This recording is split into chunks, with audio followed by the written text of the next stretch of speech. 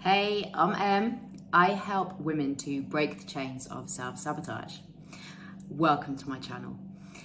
If you yourself feel like maybe, or you definitely know you self-sabotage, you get in the way of the things you really want in life, then please do subscribe. Check out my video description as well, because in there you've got all the links to my socials. I love to connect to people, hear what's going on for you. So please come, give me a follow or a friend request or whatever, come and say hello. So today, this is a big one, guys. Today, I want to talk to you about self-worth, and in particular, that sense of not feeling good enough. Now, hands up, anyone here who has experienced that feeling, who has felt it, said it to themselves or hear themselves say it to other people. I'm going to put both my hands up here, guys. This was a big one for me. It was huge. And one of the things that I realized and that I work on with my clients is this idea that we have this list of criteria that we then mark whether we're good enough against this criteria. I'm going to go on to explain this in more detail and to talk about where I think it comes from. First of all, let's just look at this. What is good enough? Like, even in your own mind, not what everyone else thinks, what is good enough? What does that actually mean to you? When you say or feel, I'm not good enough, do you have a sense of what that looks like? Do you know what messages you're telling yourself? Is it based on other people's thoughts? Is it based on your own? Or is it something that's just become so ingrained in your thinking and your self-talk that you say it without even giving it much thought? And I know from working with people and myself that this is, for a lot of people, how it happens. It just becomes a thing we say. We don't actually really stop and analyze what that means to us, what it's all about. So this idea of the list of criteria, right, let me introduce this like this. When we come into this world, I don't believe for 1 second that we come in as a baby with this sense of being either good enough or not good enough. We simply are. Now, what a beautiful place to be. And then what happens? Even with the best will in the world and the most amazing parents create this sense of, I'm gonna call it conditionality, right? And what do I mean by that? So this sense of, if we do something wrong, if we do something naughty, can you relate to this? You know, a parent saying something like, oh, why are you being so silly? Why are you so clumsy? Or even, you know, you're so stupid, why do you do this? And the frustration that you feel from them about the thing that you're doing. Now, what this starts to do is it creates this thing in our mind and in our hearts where we sit there and we're kind of, even if we're not consciously saying this, there's something that's going on within us. Well, what's wrong with me? Why is that parent cross with me? Is there something wrong? Am I doing something wrong to make them disapprove of me? And from that comes that, well, maybe there is. Maybe there's something wrong with me and maybe I'm not good enough. Because I strongly, strongly believe what we all want is love. We want love and we want acceptance. It's a natural part of just being here, being human. And when we get that sense of a parent pulling back in some way or changing their energy towards us, it can create this sense of, I'm not loved in that moment. Whether we are or not, it can create that sense.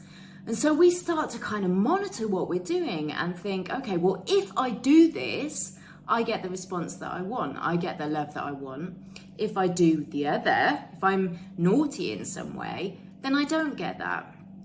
And my fundamental underlying belief is this really sticks with us. And then as we go through life, you see this kind of cropping up all over the place. So if you think about when you're in school, some people have a great experience of school, some not so. Mine was horrendous. I hated it. I felt like all the attention, and in my school, actually, it's not just I felt like, this was the reality. In my school, I went to a grammar school and for my sins.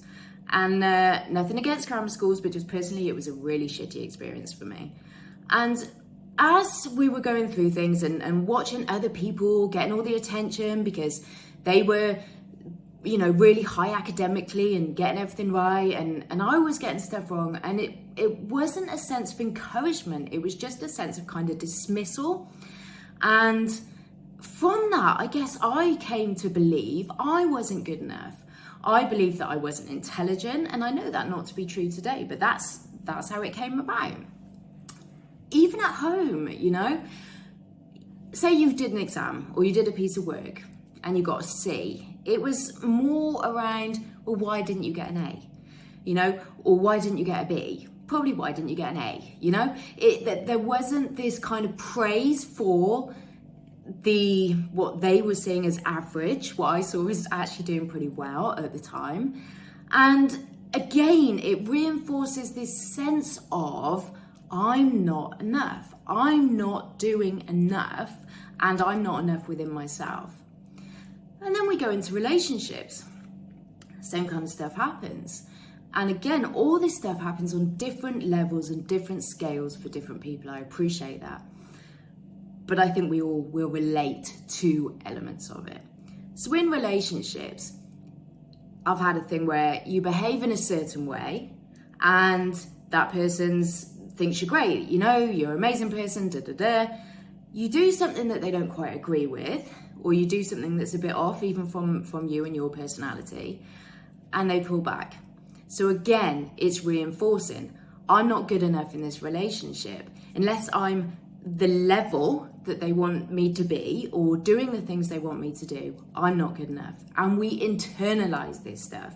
So rather than looking at it in an objective way of actually maybe that stuff, their stuff, maybe, they've got things going on that are making them think this way. And the whole thing that actually, regardless of how I'm behaving, I'm good enough, doesn't seem to come into it for a lot of us. We take on all these things and it just builds and builds and builds.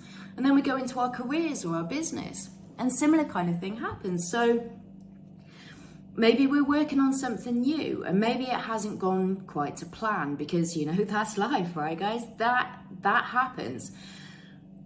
But do we look at it again objectively and say, okay, well, that hasn't quite gone to plan? Or do we look at it and go, oh my God, I'm not enough. I don't know how to do this. There's something wrong with me. Again, that's the same message.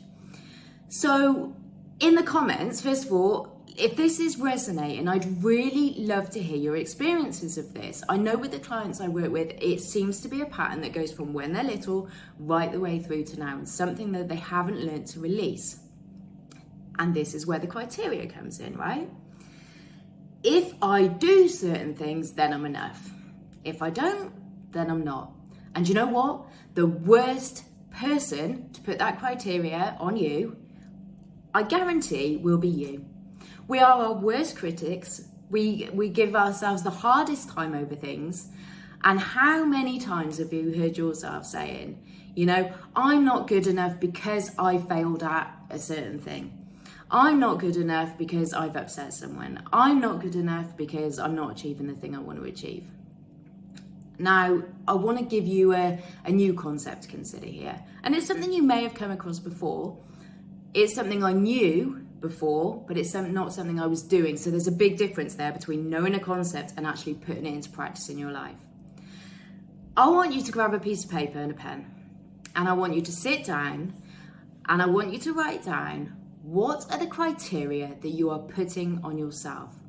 Now, the way I did this that worked really well is I put I am enough if and I am enough when. And I continued to write those statements over and over until I had cleared everything out of my mind.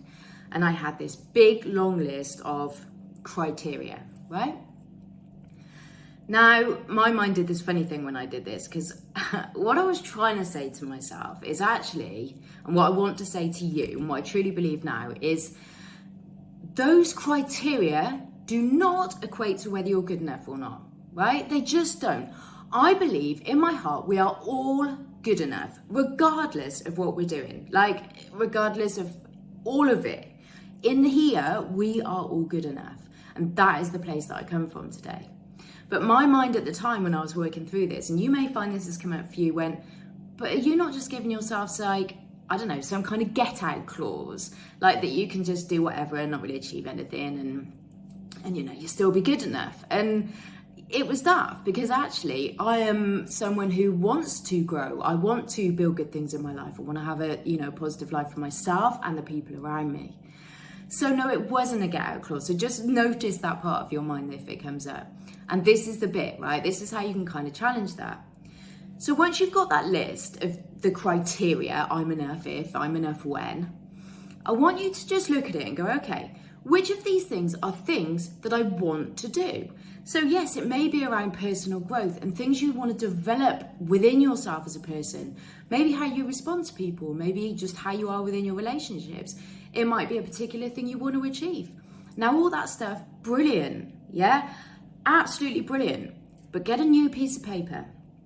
And on that top of that new piece of paper, just write, I want, or I want to, or whatever kind of comes up for you. I want to, I want to be, I want, right? Now on there, yeah, write it out. Might not be some of the same things on that list before, but just write out what you want. And be mindful that some of the things on the I'm good enough if, I'm good enough when list won't be from you. They'll be from other people. Now that's going to just cause real mix up in your head, because if it's not really important to you and it's not what you want, but it's what other people want, that's the stuff to release. That's not the stuff to focus on. So when you're putting down on your I want list, it's got to come from in here, okay? It's got to come from what's right for you, what you want for you. So once you've got that, and you've got this list of I want, and you've got this list of I'm enough if and when, that list of I'm enough if, when, all the rest of it, you need to get rid of this, right? Now, whatever floats your boat. Scribble everything out on it, burn it, rip it up. I ripped mine up because it was quite a therapeutic thing to do, actually. I was just like tearing it into a million pieces. And I was like, yeah, that does not define me. Now, coming from that place of I am enough regardless, I take that list of things I want, and I suddenly feel a lot more positivity about doing it, because instead of being consumed with the doubt about my abilities, the doubt about myself and the I'm not enoughness, I'm now coming from a place of love, because I love myself today, whether I get it right or wrong, whether I make a mistake, whatever mistakes are, whether I achieve something or not, whether I behave like an asshole at times or not. I don't want to do that, and that's on my I want to do list. I want to behave in a way that I feel proud of, but you know what? I am still good enough. So I'm approaching that from a place of love. And isn't that what we've wanted all along? Isn't that the whole, like we talked about in the beginning, the conditions and the good enough and the criteria, where it comes from? Because we want to be loved. We want to be validated. But actually, we're the ones that have got to do that. Yeah, it's great to get it from other people. It feels amazing. But fundamentally, you, me, we are responsible for that sense of good enough. We have to validate ourselves. We have to love ourselves. And that's what I'm trying to get you to think about today. So yeah, get that I want list and go for it, guys. No one's saying just sit back and do nothing.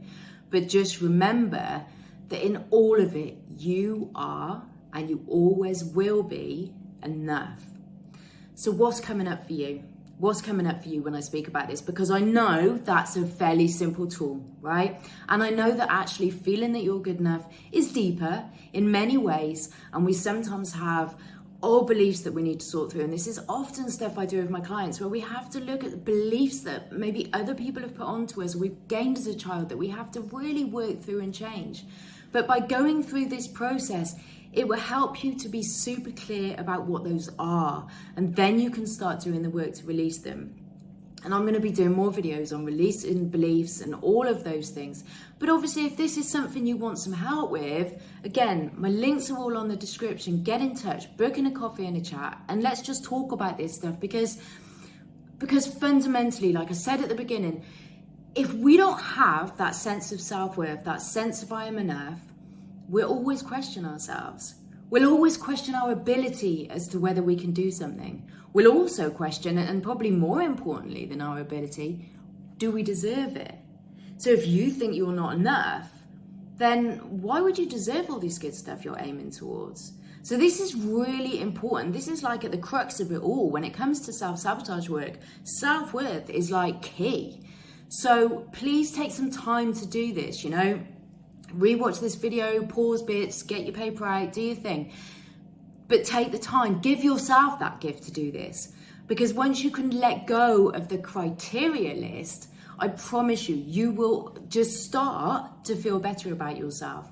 And from feeling better about yourself, you can then start to work on all the changes you want to make. So I hope that's been helpful. Please drop me a comment. Really fascinated to know everyone's experiences with this, you know, and what comes out of this? What comes out of this exercise for you? How does it leave you feeling? And guys, as I've said, please, it really helps me out. Subscribe if you're liking what you see. There's loads more to come. Hit the bell, give me a follow, make sure you don't miss anything that I'm doing. And yeah, show some support, because everything I'm putting out, my passion fundamentally is to help you get to a place where you are not self-sabotaging the hell out of all of the things you want in your life. And a lot of this starts with how you feel about yourself. So a lot of my stuff is around connecting back to you at your core. So thank you very much for watching. Let me know what you think, and I will see you again really soon. Take care. Have a wonderful evening. Bye-bye.